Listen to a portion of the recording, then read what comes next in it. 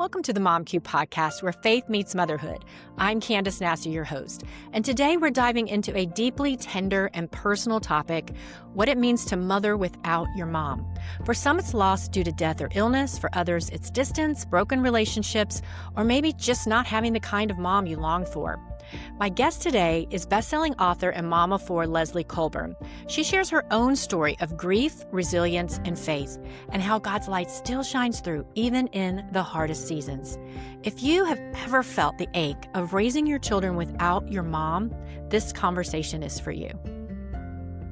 Leslie, thank you for your willingness to open your heart and share your journey so that other women walking the path of raising children without moms in their life, for whatever reason, can find comfort and hope. So welcome. Thank you so much for having me, Candace. I'm super excited to be here.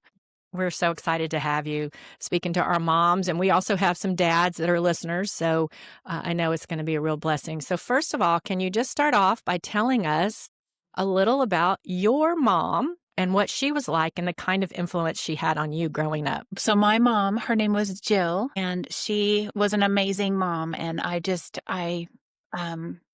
so grateful for the kind of mom that she was, because now as a mom, I get to take what she taught me and be the kind of mom that I want to be to my girls. She was a single mom. I have one sister. And so she was a single mom for all of our childhood, really, from about the time I was one. And then she was an educator. So the summers with her, and then she would teach school in the winter.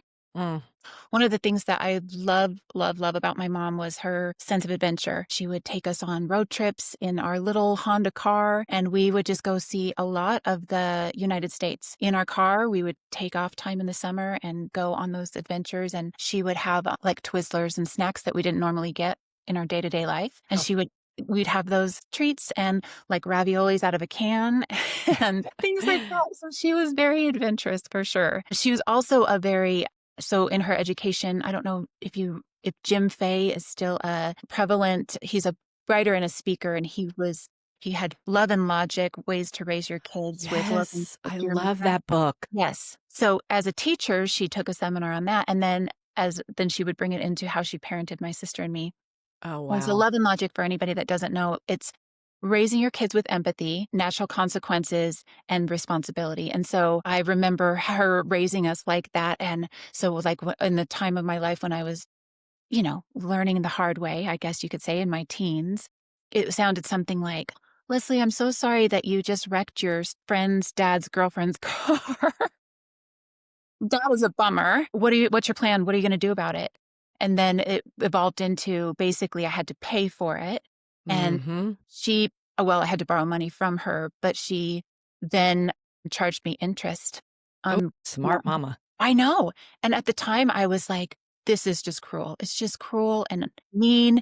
And now I raise my girls a lot in the same way, like natural consequences and that empathy, Yeah, that's fun. such a great... We actually, in our curriculum, have a whole lesson. We have a biblical parenting series, and I do a whole lesson on boundaries, basically, with kids and how to do it. And we talk a good bit about that book. So just as an aside, I think it's fantastic. My mom would probably be right on board with that. Great. She was a wonderful mom. She sounds terrific. And I love that. And I love the adventure. I wonder if that's why you ended up in Wyoming. I don't know. Were you raised there? I was raised here. Yep. Okay. Because to me, that seems like an adventurous place to go. So yeah, in the winter. No, it's beautiful. Yeah. Oh, that's great. Well, so tell us how old you were when you lost her, and how did that loss shape your early adult years? Yeah. So I was married at 25, and my husband has two girls. So we had an immediate family. When I was pregnant with my first pregnancy, my daughter, I was 26. And 2 months after she was born, my mom was diagnosed with cancer. So in this time when I was learning to be a mom, my mom was sick, and I was taking care of her as well. And then she passed away almost exactly a year after she was diagnosed. So my daughter was 14 months old, and I was just this mom without a mom. And I think so much of what I thought my identity was her daughter. And so I now was this mom without a mom and trying to figure out what that looked like and all of this loss and grief of Sure. losing my best friend and the woman who was so wise and had been there my whole life. My biggest cheerleader, right? My support. Right. Yeah. And somebody you could go to and you knew you would get good advice, that you respected how she raised you, and she was obviously quite strong and a learner and all the things. So I can just imagine how that was. It was just something that you just thought you would have and then you didn't. Yeah, So, and I think you're right. When you just don't expect life to go a certain way, and then it does. It goes some in a direction you never even dreamed about. and it's really hard because we want to question God. And I'm sure that you had quite a bit of grief at that time. And then here you were trying to deal with a toddler. So let's just talk about how you navigated that. How did the Lord work in your life at that time? It definitely, when we talk about grief, it's not linear. And, I think there's the stages of grief. And if you're anything like me, where you like the syllabus, you like the boundaries and the way to get through something, that sounds really great. But grief is not linear. And I found myself in all of these feelings of loss. And I struggled with who I was and my identity and being angry and questioning God. And I was raised Catholic, so we would go to Catholic Mass every week. And it was more about the religion, the steps that you Hmm. go through, and not so much about the relationship you have with God. My husband was a Christian when he found the Lord when he was young, and we got married. So after my mom died, I just remember this moment of sitting in the car in the driveway with my husband, and I just had these feelings of so much emotion and uncertainty and not knowing who I was. Hmm. And he just said, "You are a daughter. You are a daughter of a king." And it was in that planting of that seed that I started to navigate this relationship with God. It was just a starting point, and it wasn't perfect from then on out, but it was the seed that I am still a daughter and I'm still Jill's daughter, but there's something so much more. Greater. Yeah. Yeah. And so I think there's that paradigm shift of I'm not just Jill's daughter. There's so much more to being the daughter of the king. That's so great. See, that's what I love, is when God meets us in our suffering and he knows what it takes to bring us to our knees, and things like that are just a perfect example of how he brought you to a dependency and an obvious feeling that you needed more, and you felt that loneliness that drove you to him. I love that. So your testimony then, where in the process did you actually become a believer? It wasn't until after my second daughter was born, so it's about 2 years later. It was gradual. You think about the Mhm. the ocean and how the sand gradually the water gets deeper as you walk on the sand. It was a gradual thing. I had my second daughter. We went to church, and we went to a new church where it was Christmas. And I'm so grateful for choosing that day to go in, because it actually wasn't Christmas. It was like a few weeks before Christmas. And when we walked in, I remember just standing in the back. I was very uncertain, and they were playing a familiar song from my childhood, a Christmas song. And I'm so grateful for that, because again, he met me where I was. He knew I wasn't ready to move into a church that didn't meet me where I was. And that song, it was familiar to me, reminded me of my childhood, of Christmas, of the season, and that was where I knew I was in the right place. You were so comforted. I'm sure you felt the arms of the Lord just embracing you right then. Yeah. So that's beautiful. And so I'm sure, though, the process continued, right? I became a believer as an adult as well, and it took me many years to, and still to this day, right? We're being formed and shaped by him. But when you had those emotions of feeling loss and not having your mom around with your daughters, how did you take those emotions to God? What did you do? So when we talk about grief is really when the emotions tied to a loss, and it can be anything. The bigger the loss and the losing something that's important to us, the bigger the loss, the greater the feelings. So even we can have our ice cream cone and drop it on the floor, and we lose that, and it meant something to us, and that can be grief, right? Just this little bit of grief, but it's something that it's not as big. It didn't mean as much to us as, say, losing a person. So one of the things that I did that really helped me was I invited people into that loss. And one of the biggest components of that was going to see a counselor, talking about it, Mm, somebody who knew how to help me. I describe it as I felt stuck. I yeah. felt stuck in this grief. I was just so sad, even after years later. And Hmm. so I went and talked to a counselor. And one of the things that she told me was, if you're angry with God, don't you think he can handle that? Have you told him that? Right. And it was this moment like, yeah, God is not some faraway, distant God. He is right here. He is in this with us. He is walking with us. He's holding our hand. He can handle me telling him that I am mad, that I'm sad, that I'm lost.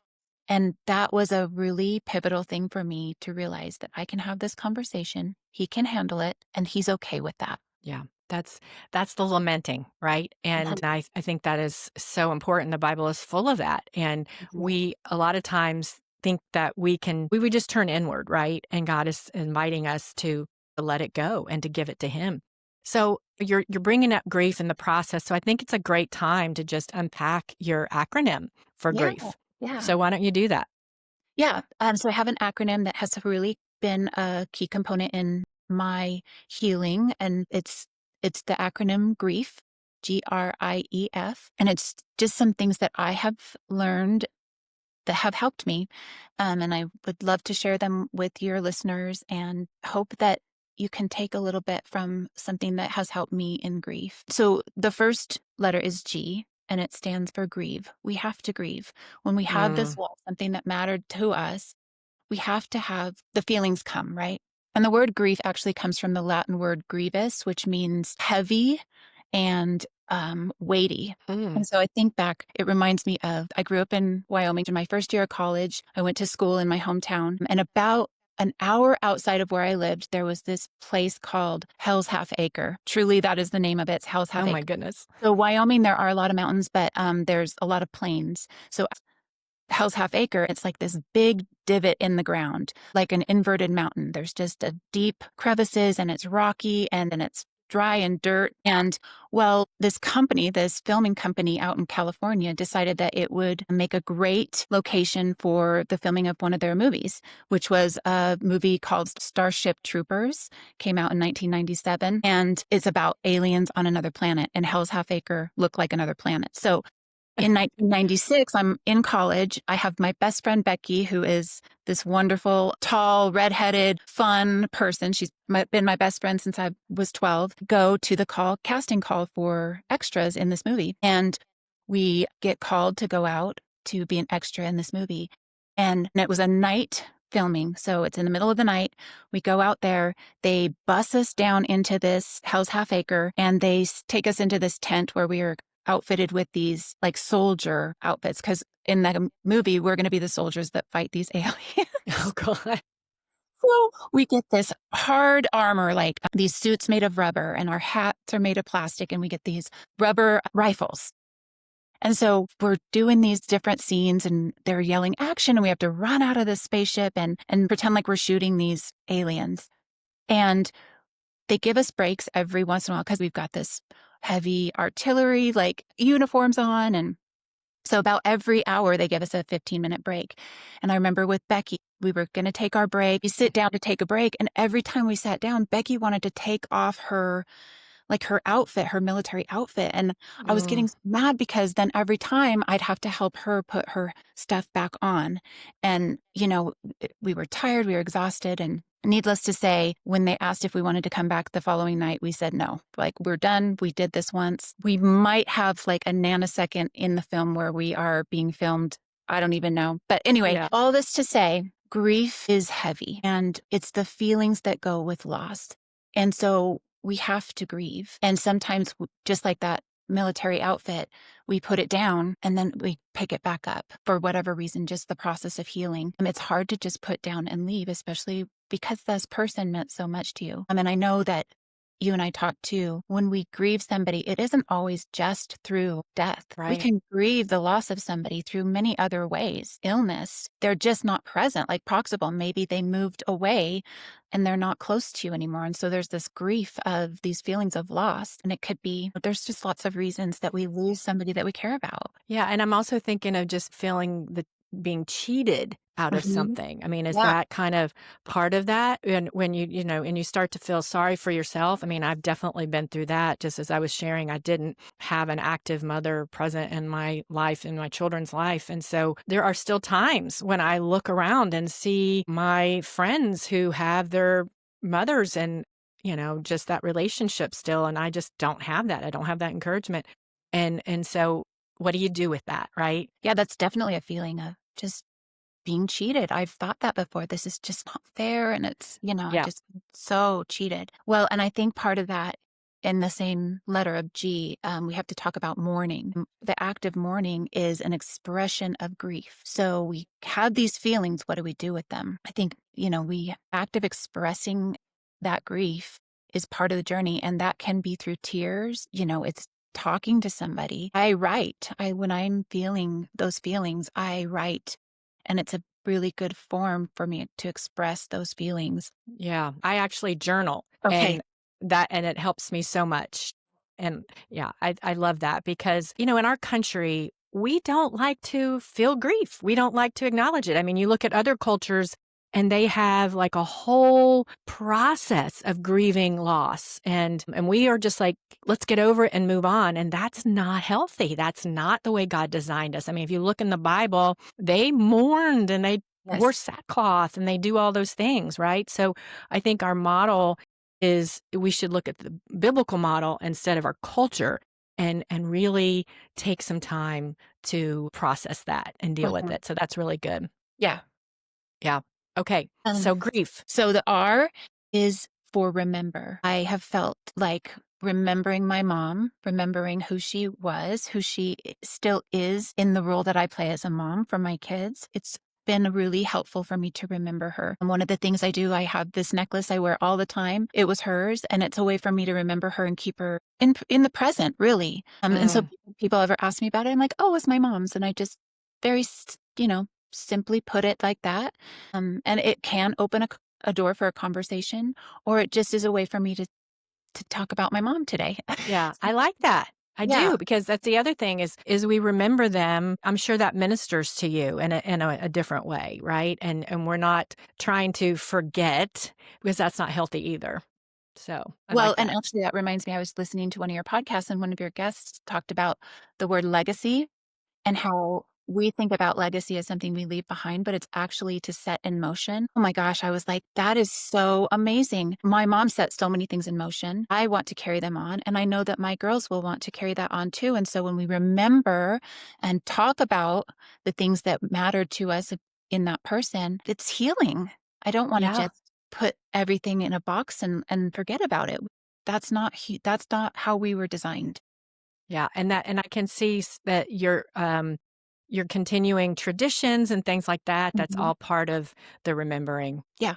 Yeah. And so moving on to I, the I is for inviting. We need to invite people into our story for a number of reasons. But when I invited a counselor into my grief, into this healing process, it was amazing. I didn't helped her. It helped me to see some truth. I was in my head so much and I was telling myself these stories, and to invite somebody into that who had some knowledge about it helped me on my healing journey. She was able to say, hey, it's okay to be mad about this. It's okay to feel these feelings. Your mom mattered to you. I was amazed when my youngest daughter turned 5. I started teaching again. I'm an educator as well.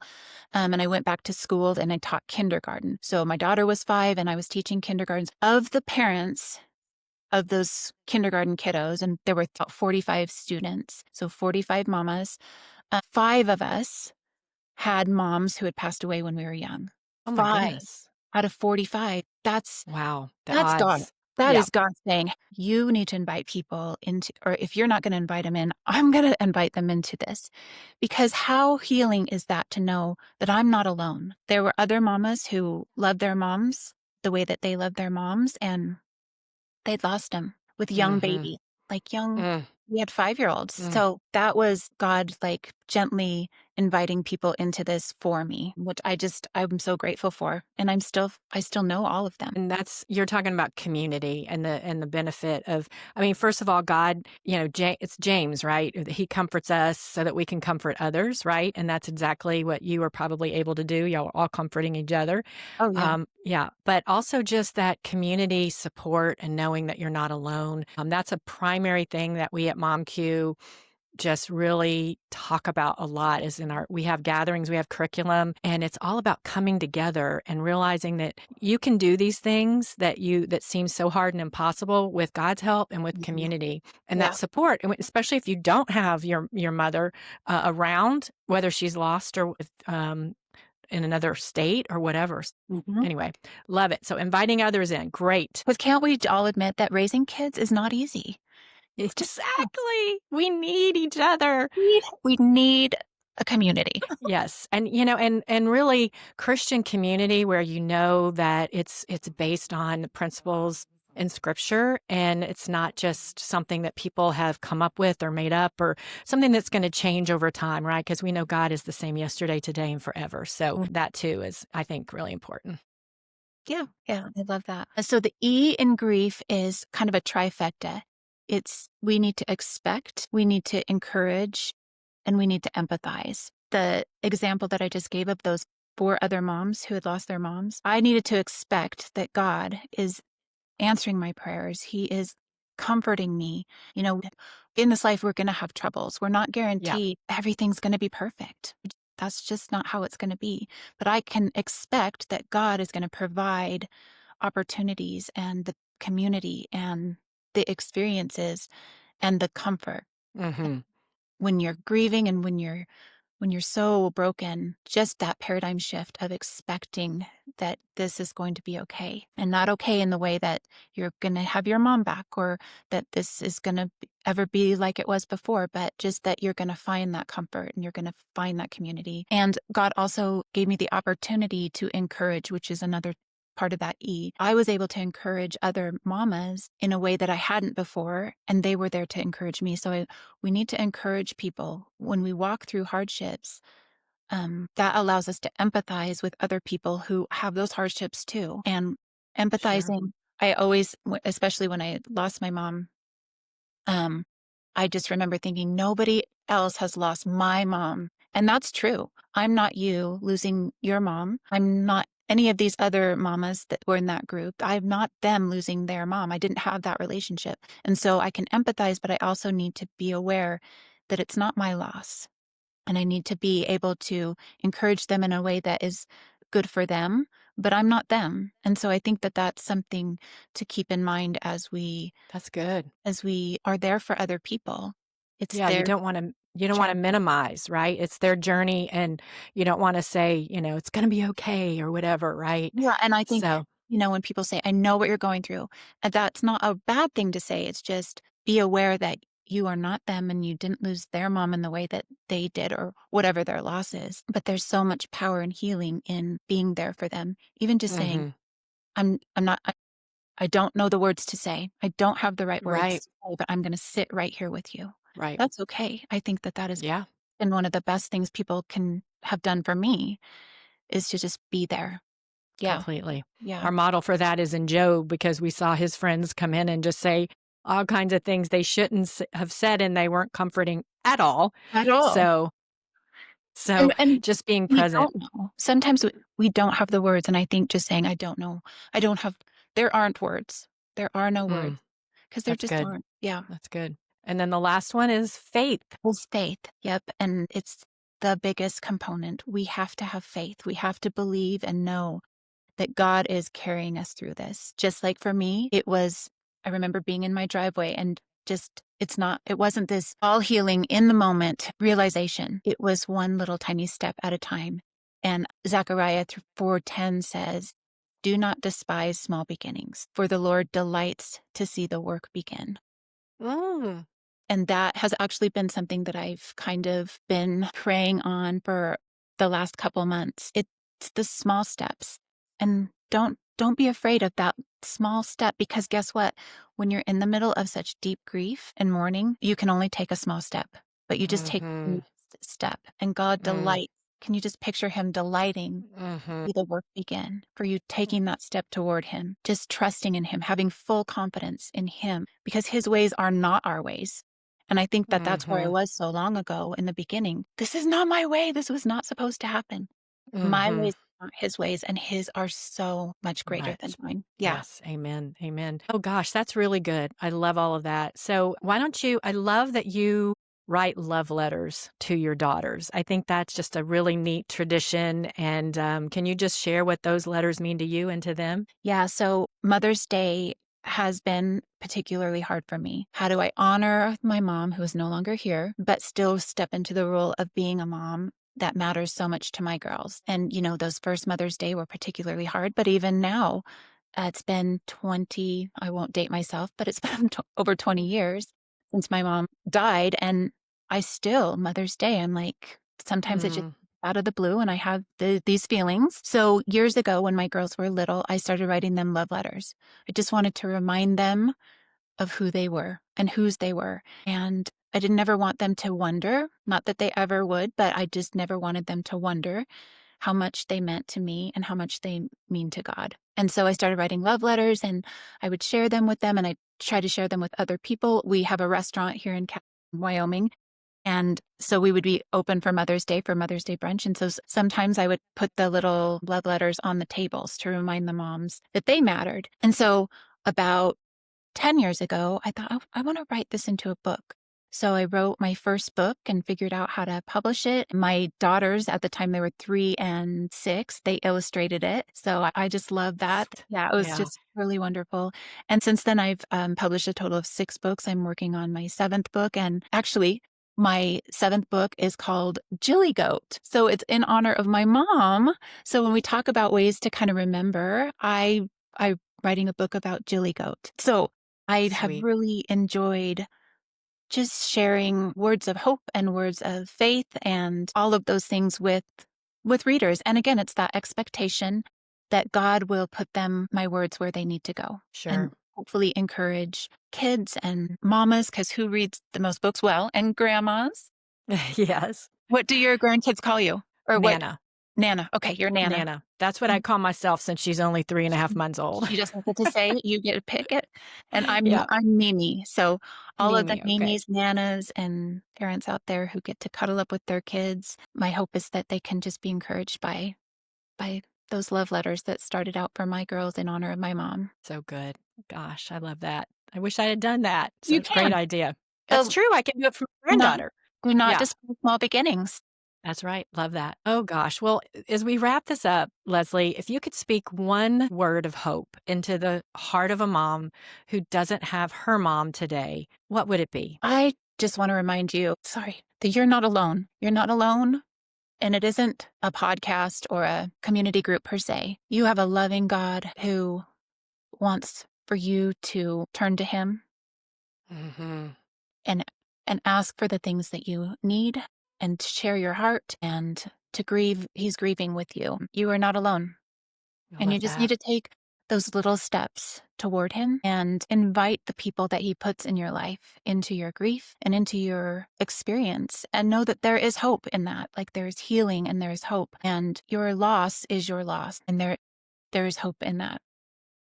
I see. I mean, I can see it in the way you've dealt with it, and just the way you remember her and speak about her.